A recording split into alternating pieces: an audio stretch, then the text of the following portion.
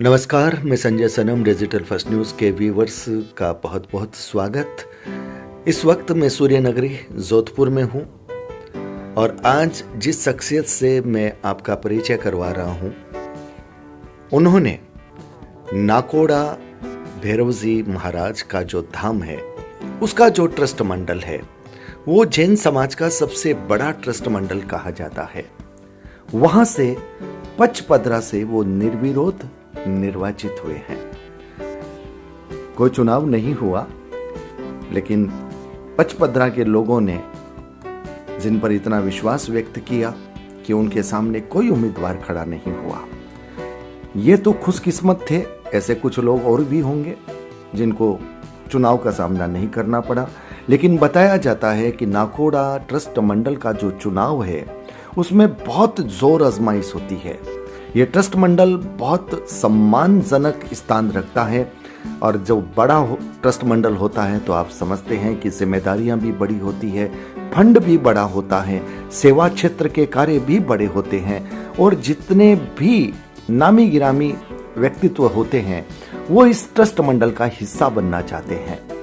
तो आज हमारे साथ हैं जोधपुर सूर्य नगरी से टेक्सटाइल क्षेत्र के उद्योगपति, सामाजिक क्षेत्र का एक बड़ा नाम, श्रीमान गौतम सालेचा जी।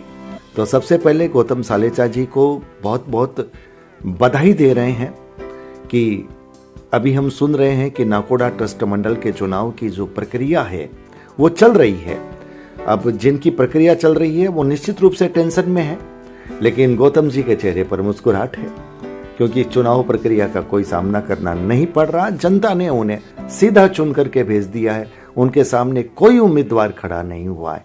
तो गौतम जी, आपके लिए तो ये बड़ा सुखद है, लेकिन हम ये जानना चाहते हैं, हमने सुना है कि नाकोड़ा ट्रस्ट मंडल की जो चुनाव प्रक्रिया है काफी बड़ी है, विस्तृत है और जटिल भी है, और इसमें लोग आना भी चाहते हैं। तो वजह क्या है वो आपसे हम जान पाएंगे कि नाकोड़ा ट्रस्ट मंडल में नामी गिरामी हर व्यक्ति इसमें ये क्यों चाहता है कि इस ट्रस्ट मंडल का हिस्सा बनूं, और उसके लिए जोर आजमाइश भी होती है। आपको तो कुछ भी नहीं करना पड़ा, लेकिन जरूर कुछ ना कुछ आपने अपने क्षेत्र के लोगों के लिए इतना किया होगा कि उनको आप पर इतना विश्वास हुआ होगा कि कोई उम्मीदवार आपके सामने खड़ा नहीं हुआ और आप निर्विरोध वहां से मनोनीत हुए हैं।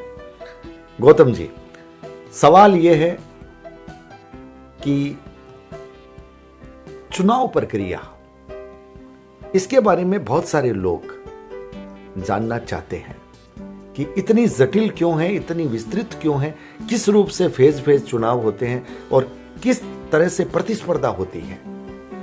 संजय जी नमस्कार जी।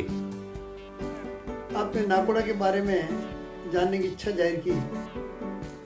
नाकोड़ा तीर्थ क्षेत्र हमारे जिले का तीर्थ का क्षेत्र है जी, और यह जो जैनों के जो ट्रस्ट है उनमें एक सबसे बड़ा ट्रस्ट कह लीजिए, और इसमें भैरू जी का जो पर्चा है, इस कारण इसकी मान्यता बहुत ज्यादा है। बिल्कुल। यहाँ मूल नायक पार्श्वनाथ भगवान की प्रतिमा है जी, और ये क्षेत्र भैरू जी का जो भी यहाँ जो भी चढ़ावे मुख्य रूप से आते हैं वो भैरू जी के नाम से आते हैं जी। और भैरू जी का कई लोगों के व्यापार के अंदर परसेंटेज ऑफ प्रॉफिट है जी। इस कारण बहुत बड़ा फंड उनके यहाँ क्रेडिट होता है और वो भैरू जी के यहाँ आकर समर्पण करते हैं जी। इसलिए यहाँ का फंड जो हर साल का जो बजट है वो करोड़ों में रहता है जी। और उस बजट का जनरली जितने भी अपने जैन समाज के तीर्थ है उनके अंदर देव द्रव्य का पैसा आता है जी। देव द्रव्य का पैसे का अर्थ यह है कि देव द्रव्य का पैसा केवल मंदिर के निर्माण में ही लग सकता है जी, लेकिन भैरू जी का जो भी पैसा है वो एक साधारण खाते का पैसा है और उस पैसे को अपन कहीं भी यूटिलाइज कर सकते हैं। धार्मिक क्षेत्र में, सामाजिक क्षेत्र में, अपने जैन बंधुओं की मदद के क्षेत्र में कहीं भी वो पैसे का उपयोग किया जा सकता है। इसमें स्वतंत्रता है। हाँ, इसमें स्वतंत्रता होने के कारण जी, ये जितना भी फंड होता है तो ये बहुत बड़े सोशल वर्किंग में भी आता है, और जब सोशल वर्किंग में आता है और इतना बड़ा फंड है तो इस तीर्थ की उपयोगिता बहुत अधिक हो जाती है। बहुत शानदार आपने बात कही है जी। और इस नाकोड़ा जी का तीर्थ जो है, इससे पहले जो प्रक्रिया चलती थी वो सर्व समिति थी। कोई भी क्षेत्र का व्यक्ति यदि सर्व समिति रूप से आता था वो ट्रस्टी बनता था, अन्यथा उस क्षेत्र का प्रतिनिधित्व नहीं रहता था। ये से 8-10 साल पहले की प्रक्रिया बता रहा हूँ जी। उसके बाद जैसे जैसे ये इसका मंदिर का विस्तार हुआ, इसका फंड हुआ, इसके और जितने जितने प्रकल्प शुरू हुए तो लोगों का इंटरेस्ट भी बढ़ा और यहाँ आने की जिज्ञासा भी बढ़ी। और जब जिज्ञासा बढ़ी तो लोगों के एक से अधिक लोगों का चयन का मुद्दा आया, इसलिए सर्व समिति बन पाना मुश्किल हो गया। तो उस समय ट्रस्ट का गठन के जो एक मिनिमम क्राइटेरिया कि 13 ट्रस्टी होने चाहिए वो भी नहीं बन पा रहे थे। तो फिर वहाँ के साधारण सभा ने निर्णय किया भाई अब जब ये संभव नहीं है सर्व समिति, तो एक चुनाव की प्रक्रिया में चला जाए। उसके बाद में ये चुनाव की प्रक्रिया शुरू हुई है, करीब 3-4 टर्म से चुनाव हो रहे हैं जी। और अब चुनाव जो है, नाकोड़ा में कुल 24 ट्रस्टी बनते हैं और 24 ट्रस्टी भी क्षेत्र वाइज उसका डिवीजन है जी। हमारे ये जो नाकोड़ा का जो क्षेत्र है वो सिवांची और मालानी का क्षेत्र कहलाता है। तो सिवांची और मालानी की 9 सीट्स है, 9 सीट सिवांची की है और 9 सीट मालानी की। सिवांची को थोड़ा सा बताइए। सिवांची के अंतर्गत जो हमारा ये जो बेल्ट है जिसमें बालोतरा, जसौल, पचपदरा, सिवाना, मोकलसर, अपने समदड़ी, ये जो बेल्ट है वो सिवांची बेल्ट कहलाता है। और उसमें और मालानी का बेल्ट के अंदर बाड़मेर, थोरीमिना, चौटन, सिरदरी, ये जो बेल्ट है वो मालानी का, जो अपने पुराने समय में जो ये क्षेत्र थे उसके आधार पर इसका एक वर्गीकरण। तो जोधपुर किधर आता है? जोधपुर ये तो हो गई 18 सीट्स जी, और बाकी 6 सीट्स क्योंकि ये एक व्यापक इसकी मान्यता है इसलिए और क्षेत्रों को भी हमने प्रतिनिधित्व दिया है जी। और उसमें 2 सीट्स जोधपुर की रखी है, एक जोधपुर जिले की जी, 1 सीट पाली जिले की है, 1 सीट जालोर जिले की है और 2 सीट गोडवाल जो क्षेत्र है हमारा, जो अपने सिरोही और उस आजू बाजू का बेल्ट है, पाली का जो कुछ बेल्ट है उस क्षेत्र की 2 सीट है, वो उनके प्रतिनिधित्व के तौर पर रखी क्योंकि वहाँ भी भैरव जी के बहुत भक्त है और शुरू से उनका प्रतिनिधित्व रहता था जी। इसके आधार पर 24 सीट्स का चयन होता है जी। अब इसकी चुनाव की जो प्रक्रिया है वह बहुत जटिल है और इसमें कई लोगों के विरोध है कि भाई इसमें बहुत सरलीकरण किया जाए। इसमें क्या रहता है, ये जितने क्षेत्र के उन क्षेत्र के प्रतिनिधि चुनकर आते हैं और उन क्षेत्र के रहने वाले उसके मतदाता कहलाते हैं जी। और मतदाता की प्रक्रिया के लिए पहले एक रजिस्ट्रेशन होता है, तो हर व्यक्ति को नाकोड़ा जी आकर पहले उसको रजिस्ट्रेशन करवाना होता है जी। तो वो रजिस्ट्रेशन की प्रक्रिया पूरी हो गई, करीब करीब पूरे क्षेत्र से 23,000 टोकन कटे हैं जो मतदाता बने पूरे क्षेत्र से। अच्छा, उसमें अलग अलग क्षेत्र है, अलग अलग संख्या में है। अब क्योंकि इस क्षेत्र के अधिकांश लोग व्यापार के सिलसिले में बाहर रहते हैं, कोई गुजरात रहता है, महाराष्ट्र है, साउथ के अंदर है, तो सब मतदाता वहां के हैं, तो उनको उस क्षेत्र के टोकन लेने के लिए सब क्षेत्रों से आना पड़ता है और हर जो भी कैंडिडेट खड़ा है वो अपनी व्यवस्था प्लानिंग करके सबको लेकर आता टोकन देने के। टोकन यानी वो एक तरह से मतदाता हो गया कि वो उसको वोटिंग राइट हो गया। और उसके बाद में अब इलेक्शन की प्रक्रिया। अच्छा, जिसके पास टोकन होगा वोटिंग राइट उसी का होगा, उसी का वोटिंग राइट। और वो जो तारीख आपकी रखी जाएगी उस वक्त वो मतदाता आना चाहिए टोकन लेने के लिए। ये जिम्मेदारी हो गई उस क्षेत्र के जो खड़ा हो रहा है, जो प्रतिनिधि खड़ा हो रहा है, जिनको है ना उस क्षेत्र का है ना प्रतिनिधि चुनना है, उसको जिसके वोट लेने हैं, ये फिर उनको निवेदन करके प्रयास करके हैं और उनको टोकन दिलवाते हैं, उनको मतदाता बनवाते हैं जी जी जी जी। अच्छा, मतदाता बनने के लिए कोई वैसा शुल्क वगैरह नहीं है? शुल्क नहीं है, वो उस क्षेत्र के गांव का एरिया का रहवासी होना चाहिए, मूल निवासी वहाँ का होना चाहिए। ऐसा नहीं है कि इतनी फीस है आप पहले आओ, मूल निवासी होना चाहिए। मूल निवासी कोई इनको प्रमाण पत्र होना चाहिए, गांव का कोई चाहे न वो गांव के वो न्यात होती उसमें हाथी में नाम हो या आधार कार्ड हो या गांव का कोई भी डॉक्यूमेंट्स हो, तो डॉक्यूमेंट्स के आधार पर वो मतदाता करें जी जी जी। वो प्रक्रिया पूरी हो गई है। अब उसके बाद चुनाव की प्रक्रिया हुई। 24 में से 3 स्थान ऐसे हैं जहाँ पर निर्विरोध कोई दूसरा प्रतिनिधि आने से 3 स्थानों का चयन हो चुका है।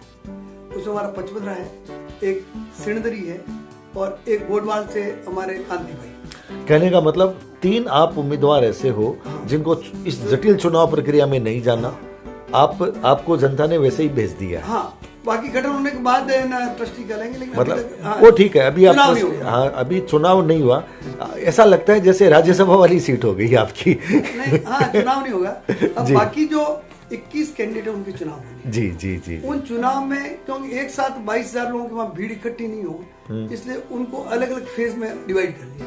7 फेज के अंदर चुनाव है। क्या बात है। हाँ, 7 फेज मतलब ये अपने 8 जनवरी से शुरू होंगे और लास्ट 1 फरवरी तक चुनाव रहेंगे। अलग अलग एरिया वाइज डेट दे रखी है। उस डेट के अंदर जो जो टोकन ले रखे हैं उनके काउंटर लगेंगे और वो वहाँ पर वोटिंग करेंगे। तो हर फेज का चुनाव अधिकारी अलग होगा कि चुनाव अधिकारी का चयन पहले हो जाता है, वो चुनाव अधिकारी सभापति कहलाता है, वही चुनाव अधिकारी हमारा। तो वो पूरे फेज का वही कंट्रोल करेगा। वही पूरा चुनाव अधिकारी जो बना है, बहुत बड़ी जिम्मेदारी उनकी, बोलते हैं, उनके ऊपर बहुत बड़ी जिम्मेदारी है। और वो चुनाव अधिकारी जो है वो उनके निर्देशन में पूरा चुनाव का प्रक्रिया होगी।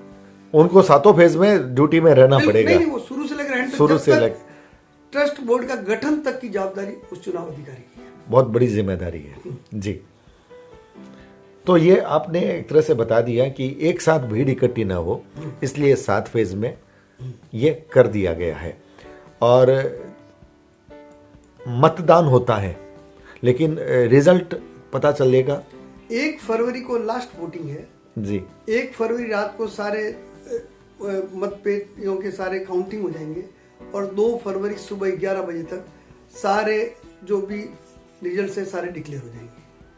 तो 24 ही ट्रस्टी इसमें फाइनल हो जाएंगे, वही 24 ट्रस्टी रहेंगे। तो एक मतपेटी में आप मुझे एक आइडिया के हिसाब से कि कितने मतदाताओं के वोट एक पेटी में जैसे आ जाते हैं? अलग अलग है, अलग अलग सेक्टर वाइज है, कहीं 500 है, कहीं 2000 है, कहीं 3000 भी है, 4000 भी है, अलग अलग जिस सेक्टर के जितने मतदाता। तो ये वोटिंग होने के बाद मतपेटियां बहुत सुरक्षित रखी जाएगी? वो पूरी प्रक्रिया पूरी, जैसे एक तरह से चुनाव प्रोटोकॉल होता है, उसमें स्पेशल गवर्नमेंट के तरफ से लोग हम डेप्यूट करते हैं, जो डेप्यूटेशन पर लेते हैं हम, और वो उनको सारे पार्टिसिपेट करते हैं, वो इस चीज का निर्धारण करते हैं। किसी के मन में ये डाउट ना हो कि भाई मतपेटी में कुछ हो सकता है, क्योंकि नाकोड़ा ट्रस्ट मंडल बहुत सील बंद होकर पूरी लॉक एंड की में रहती है, उसके सारे सिस्टम है। जी जी जी जी जी, वहाँ सिक्योरिटी भी रहती है, सारी व्यवस्था है वो। अच्छा, इस चुनाव के में थोड़ी उत्तेजना का माहौल भी रहता है जीत हार का? बिल्कुल, हर गाँव में जहाँ है ना, ये एक तरह से ये एक प्रेस्टीज सीट होगी। नाकोड़ा का ट्रस्टी बनना मतलब उस क्षेत्र का एक प्रेस्टीज पर्सन हो गया जी। और अलग अलग क्षेत्र के गांवों के जो लोग हैं वो चुनाव करने आते हैं, तो इसमें काफी सक्षम लोग भी आते हैं, काफी अलग गांव के प्रतिष्ठित लोग भी आते हैं। और वो जो ट्रस्ट बनता है, उन ट्रस्ट को ही सारा फिर पूरा नीति निर्धारण का सारा मैनेजमेंट, वहाँ का लोकल मैनेजमेंट, आउटसाइड मैनेजमेंट उनके कार्य क्षेत्र में आता है। हाँ, मतलब उनका अधिकार बड़ा होता है। वो ट्रस्ट मंडल ही निर्णय करेगा उसका। कहने का मतलब एक ट्रस्टी बनना ही उसके अधिकार क्षेत्र में बहुत सारी चीजें आती है, वहां पर उसका निर्णय बहुत कुछ मायना रखता है। हाँ। अच्छा, मुझे एक बात ये बताइए, सामान्य रूप से हम देखते हैं किसी भी ट्रस्ट मंडल में, कोई भी संस्था का जब ट्रस्ट मंडल होता है, चाहे धार्मिक हो चाहे सामाजिक हो, उसमें अमूमन लोग 10 लाख 15 लाख 20 लाख 50 लाख ऐसी फीस रख देते हैं। जो फीस देता है वो ट्रस्टी बनता है। यहाँ पर ऐसा कुछ नहीं है। नहीं, ऐसा नहीं। ये 3 साल के लिए ट्रस्टी चुने जाएंगे, 3 साल के बाद आपस में ट्रस्टी आएंगे, फिर नए ट्रस्टी आएंगे। एक ट्रस्टी का कार्यकाल 2 कार्यकाल तक वो रह सकता है, फिर तीसरे कार्यकाल के लिए उसको ब्रेक करना पड़ेगा, कंटिन्यूस नहीं रह सकता। कंटिन्यू नहीं रह सकता, भले ही जनता उसे चाहे, समर्थन भी हो। 2 कार्यकाल के बाद में 1 कार्यकाल उसको ब्रेक करना होगा, फिर वापस आ सकता है। अच्छा, ये जितने ट्रस्टी बन जाते हैं, उन ट्रस्टियों में से फिर आगे का चुनाव क्या होता है? अध्यक्ष, उपाध्यक्ष, कोषाध्यक्ष? 3 पोस्ट है हमारे यहाँ जी। एक अध्यक्ष की पोस्ट है, एक उपाध्यक्ष और एक कोषाध्यक्ष। ये 3 पोस्टों का चयन होता है। वो 24 ट्रस्टी मिलकर इन 3 पोस्टों का चयन करते हैं। अच्छा, ये 24 ट्रस्टी मिलकर के करते हैं। तो इसमें भी काफी खींचतान होती है। और बिल्कुल खींचतान रहती है। मेन तो अध्यक्ष, उपाध्यक्ष, कोषाध्यक्ष 3 ही पोस्ट है। अच्छा, इसमें आपकी सेक्रेटरी का पोस्ट नहीं है, जबकि सेक्रेटरी का पोस्ट सब जगह महत्वपूर्ण माना जाता है। मंत्री नहीं, मोस्टली जो है, बाकी फिर कमेटी बनती है अलग अलग व्यवस्था के लिए, अलग अलग ट्रस्टियों की कमेटी बना दी जाती है जी। वो व्यवस्था फिर अलग से डिवीजन करती है, एक तरह से मंत्रालय हो गया। वो मंत्रालय हो गया, वहाँ पर फंड भी डिवीजन होता है, फंड भी अगर कहीं जाना होता है। फंड तो सारा कॉमन मीटिंग में एजेंडा पास होकर फिर फंड का डिस्ट्रीब्यूशन होता है। फिर फंड का डिस्ट्रीब्यूशन, कहाँ पैसा लगेगा वो सारा ट्रस्ट मंडल डिसाइड। तो आप ये पहली बार इसमें आए हैं? हाँ, ये मैं चुनाव पहली बार ट्रस्टी बना हूँ। आप ट्रस्टी पहली बार बने हैं, तो ये अच्छा, आपके लिए तो बड़ा ये रहा कि पहली बार आप बने हैं और बिना चुनाव प्रक्रिया में जाए बगैर बन गए। मैं आपको जानकारी में बता दूं कि मेरा परिवार सेठ गुलाब चंद जी सालेचा का परिवार है। और ये जो ट्रस्ट, जो इसका जो बेसिक फाउंडेशन है ट्रस्ट बनाने का, उसमें सबसे महत्वपूर्ण भूमिका हमारे दादाजी गुलाब चंद जी करेंगे। यानी वो एक तरह से फाउंडर ट्रस्टी है जी। ट्रस्ट मंडल का गठन उनका ही सोच का परिणाम है। उन्होंने ट्रस्ट मंडल का गठन किया और फर्स्ट उपाध्यक्ष और 2 बार कंटिन्यूस वो अध्यक्ष रहे जी। ये करीब 100 साल पहले की बात है। उस बात को 100 साल हो गए, ट्रस्ट बने हुए करीब 100 साल हो चुके हैं। क्या बात। अच्छा, ये नाकोड़ा भैरोजी का जो तीर्थ स्थल है, ये कितना पुराना है? बहुत पुराना। ये काफी पुराना है, लेकिन एक ट्रस्ट रूप में 100 साल से ऊपर। ट्रस्ट रूप में, एक व्यवस्था के हिसाब से ट्रस्ट रूप में, फिर भी 100 साल पहले भी अगर ऐसी योजना बनी है, इस योजना पर भी विचार हुआ है, तो बहुत बड़ी बात है ये। हाँ, उस समय बहुत छोटे रूप में था। उस समय तो लोग ट्रस्टी बनने के लिए तैयार नहीं थे, जबरदस्ती उनको भेज देते सेवा करने के लिए। जी। जाने के साधन नहीं थे, रोड्स नहीं थे, सारे ऊँटों पर जाते थे, व्यवस्था नहीं थी, ठहरने की व्यवस्था नहीं थी, बहुत असुविधा का स्थान था। बिल्कुल असुविधा के क्षेत्र में काम किया गया है। आज ये जो तीर्थ है जी, हिंदुस्तान के अंदर एक ट्रस्ट के अंदर इतने बड़े रूम्स की व्यवस्था, ठहरने की व्यवस्था और कहीं 1000 से ऊपर यहाँ आवास है, रूम्स है। 1000 से अधिक आवास है, रूम्स है। और अभी भी निर्माण चालू है, निर्माण और रूम्स बन रहे हैं। जी जी जी।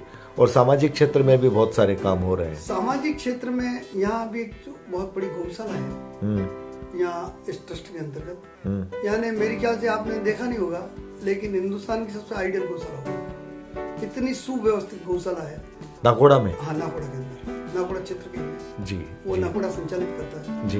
और उस नाकोड़ा में अपने गायों के लिए जिस तरह की सुविधा है, उतनी सुंदर सुविधाएं कहीं अवेलेबल नहीं होगी।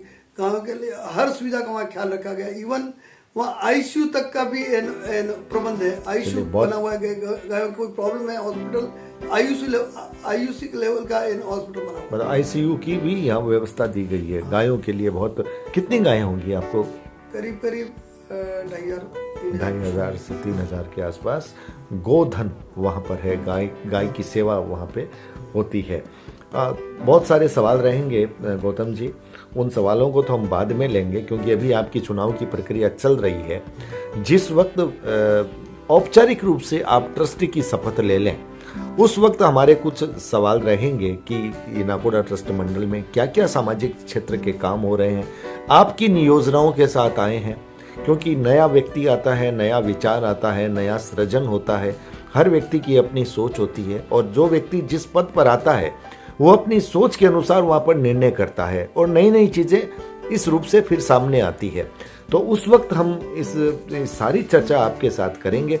अभी कितना समय लगेगा? अभी आपका 1-1.5 महीने का समय बाकी है। 2 फरवरी को गठन हो जाएगा। 2 फरवरी को गठन हो जाएगा। करीब 1.5 महीना बाकी। तो एक सवाल मैं आपसे थोड़ा सा पूछना चाहता हूँ, साइड से ये इसको कट कहेंगे, ये मैं कर रहा हूँ कि आप ट्रस्टी बने हैं, बात यहीं पे सीमित थोड़ी हो गई, आगे की भी तो बात है। आगे की जैसी स्थिति बनेगी वैसे निर्णय होगा। ट्रस्ट मंडल में जो ट्रस्टी आते हैं वो सारे बैठ के निर्णय करेंगे भाई आगे के कौन अध्यक्ष बनेगा, कौन उपाध्यक्ष बनेगा, कौन कोषाध्यक्ष बनेगा, वो सारा ट्रस्ट मंडल मिलकर निर्णय। नहीं, दिमाग में लक्ष्य तो चल रहा होगा? नहीं, लक्ष्य तो ऐसा कोई लक्ष्य नहीं है, जैसा सबकी सहमति बनेगी जी वैसा निर्णय होगा। क्योंकि मैं शिवांची से बिलोंग करता हूँ और शिवांची के 9 ट्रस्टी आते हैं जी। तो बट नेचुरल हमारे जो शिवांची क्षेत्र का है, हम चाहेंगे शिवांची क्षेत्र में प्रतिनिधि ज्यादा मिले जी, और हमेशा शिवांची क्षेत्र का प्रतिनिधि रहा है ज्यादा जी। तो अध्यक्ष, उपाध्यक्ष, कोषाध्यक्ष, इनमें से कोई पोस्टों में।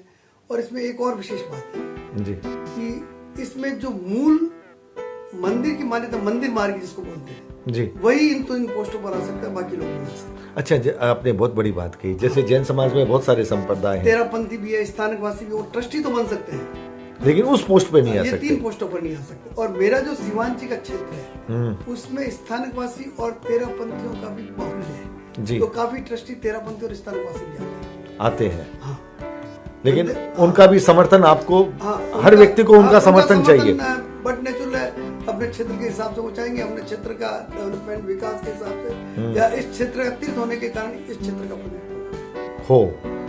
तो ये सीटों का यहाँ पर फर्क पड़ता है, जैसे राजनीतिक पॉलिटिक्स में फर्क पड़ता है, वहाँ उस क्षेत्र की इतनी सीटें, यहाँ की इतनी सीटें। बिल्कुल, हाँ, हर चीज का वेटेज रहता है। फिर क्षेत्र की बात आ जाती है। जोधपुर की 2 सीटें हैं जी। हाँ, तो जोधपुर भी मेरा, तो आपके पक्ष में 9-2-11 हो गई, और बाड़मेर का भी मेरा कार्य क्षेत्र रहा है, तो वो भी पक्ष में हो गया। मालानी में मेरा सारा है ना, बचपन, एजुकेशन, मेरा कर्म क्षेत्र मालानी भी रहा। तो इसका मतलब सब क्षेत्र से जितने भी ट्रस्टी में खड़े हैं सारे एक तरह से मिलने और नजदीक के लोग। अब मैं एक सवाल ये पूछता हूँ, क्षेत्र की बात ज्यादा चलती है या पर्सनल जो रिलेशन होते हैं? क्षेत्र भी एक मुद्दा रहता है, हर जगह रहता है। हाँ, लेकिन व्यक्ति विशेष भी देखा जाता है, व्यक्ति की प्रतिभा भी देखी जाती है, व्यक्ति का ट्रस्ट का विकास कैसे वो भी देखा जाता है। केवल क्षेत्र के आधार पर ही उसका मूल्यांकन करें वो ठीक भी नहीं है। और व्यक्तिगत जो अपने रिश्ते होते हैं वो भी अर्थ रखते हैं। आखिर तो व्यक्तिगत जब सारे ट्रस्टी नए आ रहे हैं, ट्रस्ट मंडल नया आ रहा है या तो फिर बट नेचुरल उनमें से सिलेक्शन होगा। जी जी जी जी। तो कहने का मतलब गौतम सालेचा जी निर्विरोध आ गए हैं, लेकिन रेस अभी आगे की बाकी है और इसके लिए हमारी बहुत बहुत ये रेस जो है शुभकामनाएं अलग है, लेकिन हम कोई मिशन लेकर आए हैं जी। हमारी ये सोच है कि जैन समाज के अंदर हजारों ट्रस्ट है और उसमें खरबों रुपया है जी, और वो सारा देवद्रव्य का पैसा है, वो कोई जनरल जैन समाज के उपयोग नहीं आ रहा है जी। और हमारी ये मान्यता है कि हिंदुस्तान के अंदर बहुत से मंदिर है, अब इतने मंदिर है कि उसके अनुयायी कम है और मंदिरों की संख्या बढ़ती जा रही है। उनकी सार संभाल का भी उनके सार संभाल की भी समस्या आ रही है, तो जहाँ आवश्यकता हो वहाँ मंदिर बने जी, लेकिन अननेसेसरी आप मंदिर का इतना विस्तार करते जाओ और मंदिर पर अब इतनी आवश्यकता नहीं है जी। अब आवश्यकता है कि अपने जैन समाज का उत्थान कैसे हो। बहुत बड़ी बात है आपने उस कार्य क्षेत्र में करने की इच्छा है और उस भाव को लेकर ही मैं नाकोड़ा क्षेत्र में आया। मेरी इच्छा है कि मेरा क्षेत्र एजुकेशन के मामले में अच्छा बने, मेरा जो जैन समाज है वो शिक्षा के क्षेत्र के साथ साथ चिकित्सा के क्षेत्र में सुविधा मिले, उनका उत्थान कैसे हो, वो डेवलपमेंट कैसे हो, वो भाव लेकर यदि तीर्थ आगे चलेगा तो जब जैन समाज का उत्थान होगा तो ऑटोमेटिक तीर्थ का उत्थान हो जाएगा। बहुत बड़ी बात आपने कही है। मैं इसी विषय पर आना चाहता था, लेकिन आज मैं इस बात को नहीं कहना चाहता था, पर आपने उस विषय को छुआ है। ये एक बहुत बड़ा मैसेज जा रहा है। अभी इसी बात की दरकार है। मंदिर आवश्यक है, लेकिन मंदिर इतने बन गए हैं, पहले उनकी सार संभाल हो जाए, अच्छे से हो जाए।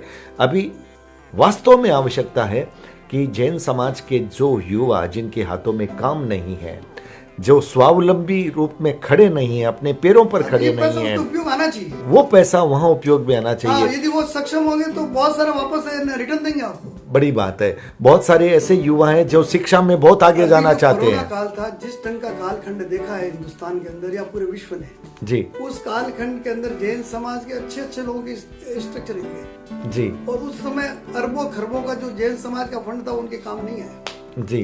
केवल भाई क्योंकि वो देवद्रव्य का पैसा दूसरे का उपयोग नहीं कर सकते। यदि उस पैसे का उपयोग समाज के लिए कर लिया होता तो वापस आज as a free interest loan भी आपने दे दिया होता तो जैन समाज को बहुत बड़ा आधार मिलता और उस आधार के आधार पर जैन समाज वापस अपनी ऊंचाई पर खड़ा होता।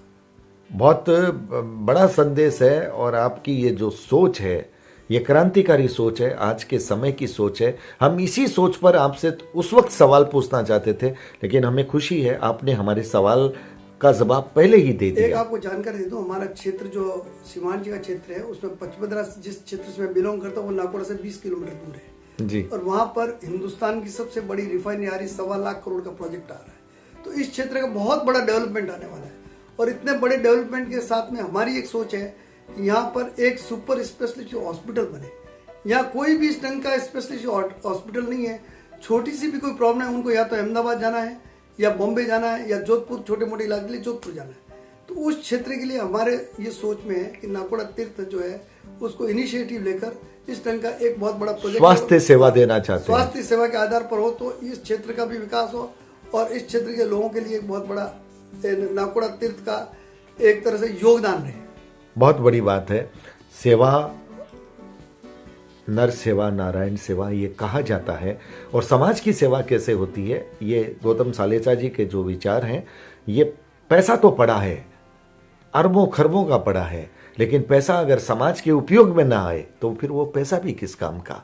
तो पैसे का सही रूप से उपयोग किस ढंग से किया जाए, नई सोच, नया विचार, नया सृजन, नया दिमाग, ये निश्चित रूप से जब नए लोग आते हैं, नए विचारों के साथ आते हैं, कुछ नई योजनाएं क्रियान्वित होती है, वो समाज के लिए काम करती है। गौतम सालेचा जी को बहुत बहुत शुभकामनाएं दे रहे हैं। आप जिस विचार के साथ आए हैं वो विचार हमें नाकोड़ा ट्रस्ट, एक सम्मानीय ट्रस्ट है जैन समाज का, उस ट्रस्ट में वो विचार सृजन का बीज बन करके पहले तो अंकुरित हो, उसके बाद पुष्पित पल्लवित हो, उसकी जड़ें दूर तक जाए, सेवा का विस्तार हो। इन्हीं शुभकामनाओं के साथ आपका बहुत बहुत आभार। नमस्कार व्यूअर्स, वीडियो को लाइक कीजिएगा, शेयर कीजिएगा। चैनल पर अगर नए आए हैं तो सब्सक्राइब करना मत भूलिएगा। ये जो तस्वीर आप देख रहे हैं हमारे गौतम सालेचा जी के घर मंदिर की ये तस्वीरें हैं। आप सबका बहुत बहुत आभार। वीडियो को लाइक किए बिना मत जाइएगा। धन्यवाद।